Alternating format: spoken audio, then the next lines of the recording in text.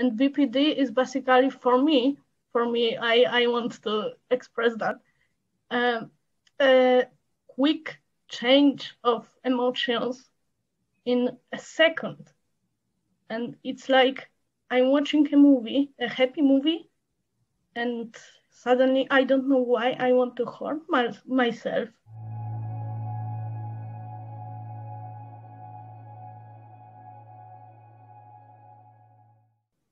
Okay. Hey guys, welcome back to Normalize the Conversation. Today I'm here with Agata, who's going to share her story on living with borderline personality disorder. Agata, thank you so much for joining me today. How are you? Hi, thank you for having me here, and I'm good. I have a good day with my dog, with my family, so it's fine. And I didn't feel alone for a long time, so it's good. And I'm happy that I can be here for you and for people who will be listening to this story. I love that so much, and I know you've been going through a lot lately, and you've really done an amazing job of finding coping mechanisms that work for you and helping yourself get through it. And I think that's so amazing. And before we get in, do you want to share some coping mechanisms that have really worked for you during this time? Well, for me, it's when I feel impulsive and where I feel angry about something, and I know I can hurt somebody because of that, and I can stop it. I'm going to my room and I listening to music, I taking my meds, I cuddling my dog and writing. Writing about emotions is really, really great, and it can be a great way, not only for writers or journalists, because I am the one, but for people who actually don't write usually. So I really recommend that way of coping. Or we can just simply talk to another person. It's really, really great way to feel not alone. I absolutely second that. I think when it comes to writing, it's such an amazing way to process, because sometimes your thoughts just come out better on paper. At least for me, that's what happens. And it's a really great way for me to express myself and process things that I don't even realize are just sitting there in my subconscious mind. So I love that writing also works for you. It's such an amazing tool. And thank you for sharing that coping mechanism and other coping mechanisms that you've been using, because I think a lot of times we all struggle to find coping mechanisms. I hope somebody listening is able to find some inspiration from that. But I was wondering if you could give us a little introduction to BPD and share your experience with it. Well, I was diagnosed 2 years ago, I think. And before that, I was diagnosed with depression. So this was 2 different times. And now my life looks like I'm living with my parents, with my family, but I also like to be alone.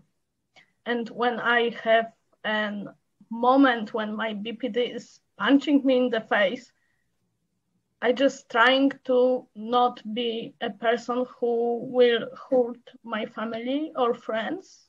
And I'm the same, at the same time, I'm a person who wants to care for myself. So I'm trying to find a way to acknowledge that I have right to taking care about myself. And BPD is basically for me, I want to express that, a quick change of emotions in a second. And it's like I'm watching a movie, a happy movie, and suddenly I don't know why I want to harm myself. So I'm just about, I have to think how I can calm myself in that moment. It sounds complicated, and it is, but I'm trying to explain that. You were doing a really great job of explaining it. And like you said, it's different for everybody. I think when it comes to mental health conditions and mental illness, it's really everyone's been put in a box, and everyone kind of just assumes that everyone's the same and everyone's going to experience the same. But mental health conditions, mental illness are not a one size fits all. Yeah. And like you said, it's your experience with it. And I think that's a really great way for you to explain it, because it's very misunderstood. Borderline personality disorder is probably one of the top 3 mental illnesses that are often misunderstood, and no one talks about it. And because of the name, it kind of adds a little bit of a stigma to it. So being able to have this conversation and talk about it, I think, is so amazing. So how were you first diagnosed? Well, when I was 13, I was first in with doctor, and he tells me that I actually have depression. And at this stage, it was true, because, you can't diagnose BPD before 25 year. So it was hard, because I was a kid, and actually nobody believed me. And I was at that time after a huge tragic event in my life. So it was worse that I was alone. So it's my adventure with the first diagnosis. Thank you so much for sharing that. I know that's not easy to share. And that's a really common thing, that people are misdiagnosed with depression, and they can't diagnose certain mental health conditions until later on. But that's years of not being treated properly. And that is so frustrating. I was reading some statistics the other day, and I saw it can take like an average of 10 years for people to get the right diagnosis and the right medication. Yeah. There has to be a better way, right? Could you imagine if you had gotten that treatment that you're getting now back then when you were 13? It could have changed a lot of things. I think I was diagnosed in the one and only meeting with the doctor. I'm not a doctor, but I doubt that in one meeting, the doctor can say what exactly are you having. It's really needs to take time to be able to say that, right?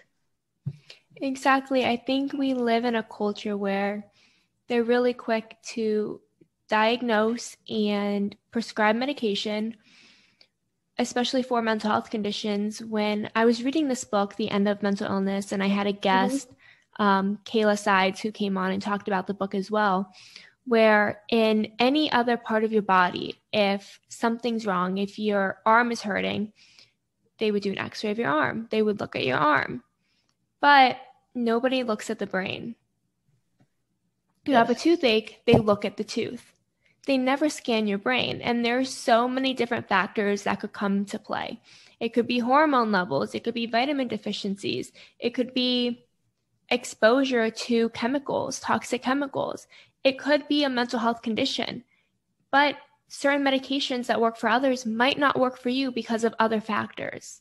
Yes. And that's something that I think would be really important to bring into the mental health community and start diagnosing people based on a whole image instead of a quick diagnosis based on a story, because how I describe what I'm going through might not be exactly what I'm going through, especially at a young age. Like you said, at 13 years old, people didn't really listen to you. People didn't really believe you and understand. And I'm sure it was hard to express what you were feeling and express what you were going through, especially when no one's understanding. And I think that's where the big disconnect is it's hard to advocate for ourselves. No one teaches us how to. We don't really know what warning signs to look out for. And we try to put it into words, and sometimes it's difficult, and sometimes people just don't understand and don't truly see and hear us.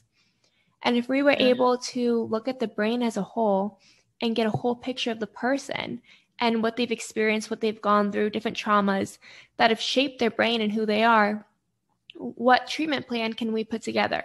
Some people might need medication. I need medication. Some people might just need supplements. Some people might need medication and supplements. Some people might need exercise and a change of their environment and their surroundings. It's different for everyone. But again, we live in a world where we've put mental health in a one-size-fits-all box and we locked it away.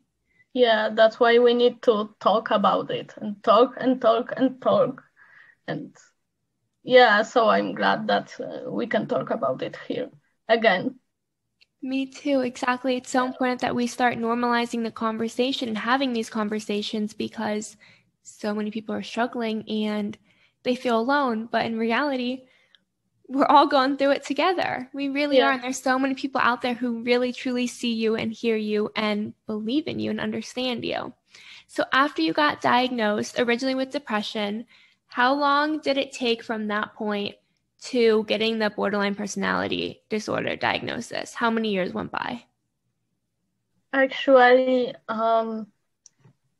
I am jumping in with something here too, but I wanted to say that in my case, timing it's weird, so I can't really exactly tell the date because I don't remember that, but I think I was 13 when I was diagnosed with depression, and I was I think 19 or 20 when I got diagnosed with personality disorder. And after that, the doctor said to me it was borderline. So I think 10 years. Wow. So over those 10 years, what did your treatment plan look like? Had you tried different medications? Did you try coping mechanisms? Did you really have a treatment plan to support? What did those 10 years look like before you got that right diagnosis? It was hell, to be honest, because it was about also about my problems in family and with my experiences. But it was hard. I was changing the doctors all the time. After that, I wasn't in therapy at all. So it was like I'm feeling okay, so I don't need a doctor. I'm feeling bad, but soon I will be okay, so I don't need a doctor too. So I think it was hard to find the way I am here with therapy and stuff. I changed the medication, I changed the doctors so many times that today I think I finally found my way with it. But I don't know. That's the thing. There's so much we don't know. And I love how you talk about that you tried different medications and different doctors and therapists because no one really talks about that the first therapist or doctor or counselor that you connect with might not work for you. Yeah. It may take a long time to get matched with the right person. Kind of like you're dating them. Think about it that way. You're not going to find, well, you might find the love of your life the first time around, and you might not. Both options are okay. Both situations are okay. Exactly. But if that person doesn't fit for you, that doesn't mean therapy or counseling doesn't fit for you. If one medication doesn't work for you, doesn't mean no medication will. And maybe it does, and maybe it doesn't. But it isn't mutually exclusive that you can either find it the first time or it doesn't work. You might the first time go to a therapist and it's like, I don't like their treatment plan. Maybe you want someone who's more holistic. Maybe you want someone whose approach is more on a nutritional level and an exercise-based level. Maybe you want someone who's more into cognitive behavioral therapy. Maybe you want someone who's more into neurofeedback therapy. Maybe you prefer a certain gender, maybe because of different experiences and traumas, you might connect to a certain gender better. There's so many different things. You might connect to someone older or younger. That's okay. You're allowed to be picky because they have to work for you. Your energies have to align. And I know that's something that I personally struggled with for a while. The first time I went to a therapist, I was really young. I think I was like 8. And I loved that therapist. But then the next therapist I went to, it wasn't the right fit for me. And then after that, the next therapist wasn't a right fit for me, or the following one, or the one after that, until I got to the one I have today. But it took a long, long time. And I kept kind of quitting therapy for a little bit of time in between because I was like, therapy just doesn't work for me. But that wasn't true. It was I hadn't found the right match yet. Yeah. So we need to go into it like we're dating our therapist. Not that we're dating our therapist, but that it's like we're trying to be matched with the person that's going to support us and be there for us, because it's a very, very important relationship that can help us in so many ways. So thank you so much for sharing that. And then I know you faced a lot of traumas, and I won't make you go into them, but I would love to know if you found anything that could really help you through those traumas afterwards, because I imagine you had PTSD, and that can be a very lonely, terrifying experience. And I think a lot of people deal with PTSD and it's not necessarily taken very seriously in today's world. We kind of make it like a joke, like, oh my goodness, I have PTSD from the end of that episode. No, you don't. But we've kind of made it a joke in a way that a lot of people don't believe that they genuinely have it, and they don't know how to cope with it, or that it's okay to cope and process with it. So I was wondering, how have you gone from that point of initial shock afterwards and the pain and the heartache to where you are today, where you're so willing to open up and explore who you are and know that you're worthy of the treatment, the support, and the help? For a long time, I had a fiance who supported me, and she did hell of a work with me, even if I was hard person, but I always will remember that. Also, I'm not telling that we need to have a partner to be happy and to deal with it, because no, we can't just give another person this power where she or he don't have that. We have. They can be a supportive, that can be a very important part of our healing, but we are supposed to do that. So I went to therapies, I went to friends, and even when I was ashamed of saying something about me, I found the voice, and I'm trying to use it. I'm writing, and this work is really one of my coping mechanisms, to be honest. And I found out that I am a volcano. Sometimes, I love hugging people, but at the same time, I can just cry a lava and be so hot that it hurts. Not that I'm saying I'm hot, just in different way, right? And I love to make jokes about it. So this is my way. It was hell of a journey, but I'm here. I'm really proud of you, and I'm so proud of your journey. And I love that you brought up about laughing.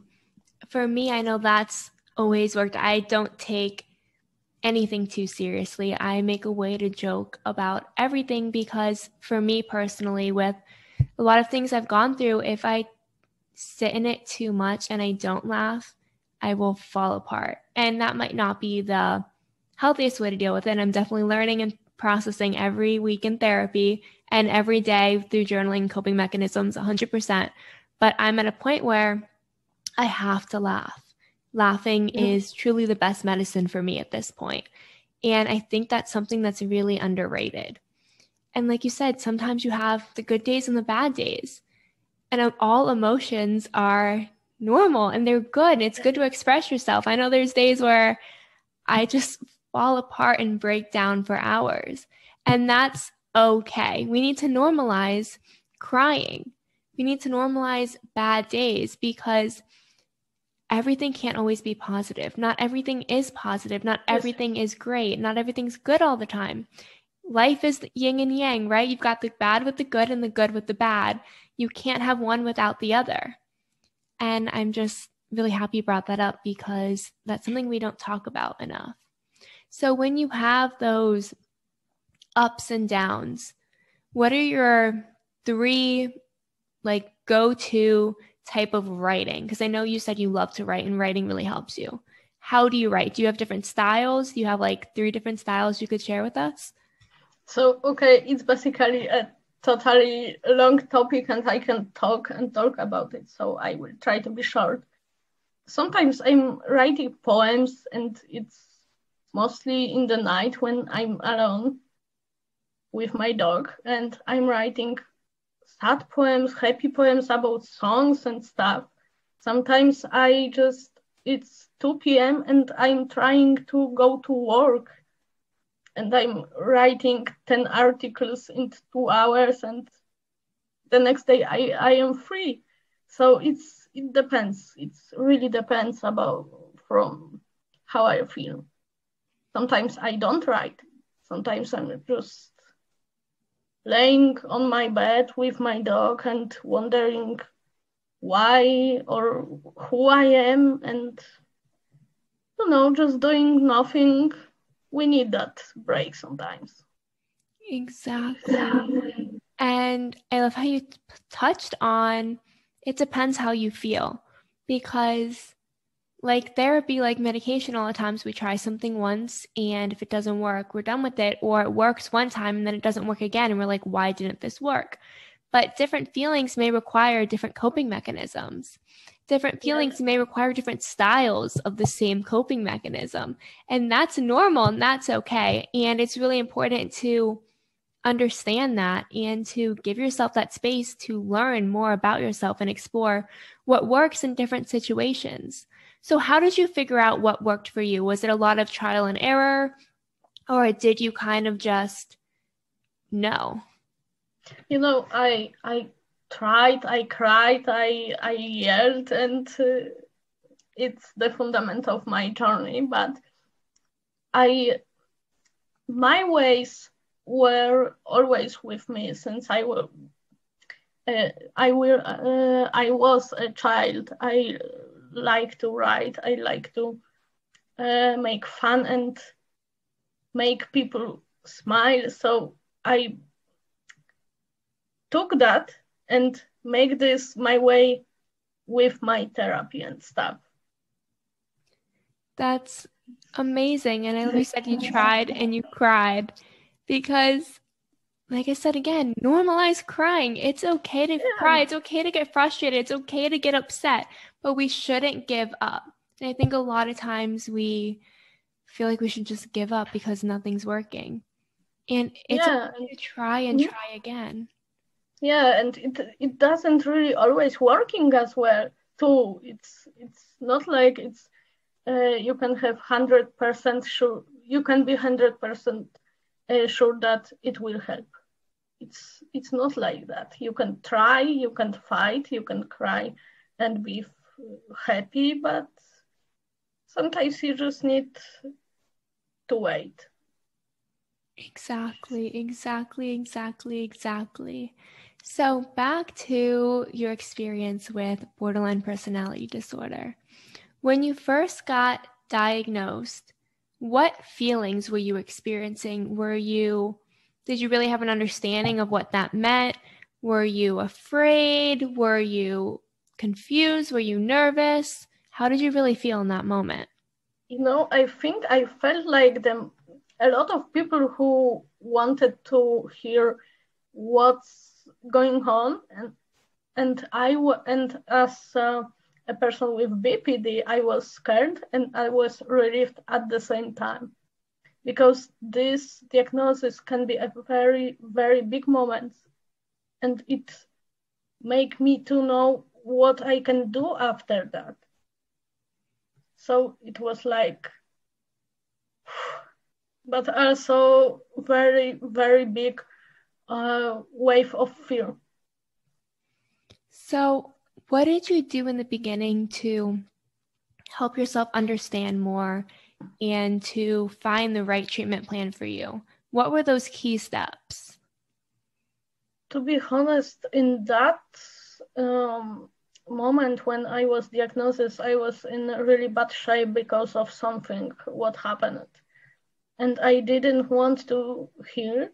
So I think it was about my another attempt of suicide. But after that, I found that I can be a person with friends. So I let my friends and my ex-girlfriend help me, and she actually found out what we can do.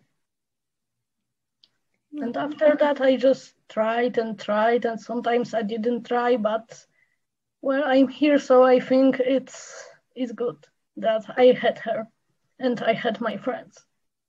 I love that, because the support system is so important. We need to have support. And that goes with any type of illness, mental illness or physical illness. We don't have to go through any of it alone. We don't have to go through life alone. As human beings, we crave connection with others. You're allowed to have connection. You're allowed to have support. You're allowed to have help. You're allowed to take up space. And I think we're kind of afraid to take up space and get that help and get that support. And I love that you had people who you trusted, who you felt like could really be there for you, and they were actually there for you. And that's so important. If anyone out there is listening and feeling alone and not sure if they should reach out to somebody, you don't have to go through it alone. You really don't. You deserve support, whether it's from loved ones, whether it's from a therapist, psychologist, psychiatrist, counselor, whether it's from social media and connecting with people who are also experiencing the same things you are, whether it's through volunteering with different nonprofits, whether it's through reaching out to a crisis hotline. Real quick, the National Suicide Prevention Lifeline, for anyone who needs it, 1-800-273-8255. And the crisis text line, 741-741. Please know that you can always reach out to people for support. You really don't have to go through it alone. And Agata, thank you so much for joining me today and for sharing your story and what's really helped you get through it. And I think you're going to help so many people by sharing your story. You know, I wanted to thank you that I could be here once again, and I'm glad we did that. And to whoever listening to it, I just want to say that if someone just needs a company, that person can write to me or to you, and I bet we can just talk. Nothing else, talk and laugh or something. So we are here. You are so amazing, so sweet, and just have the absolute biggest heart. Thank you again so much for joining me today. Thank you.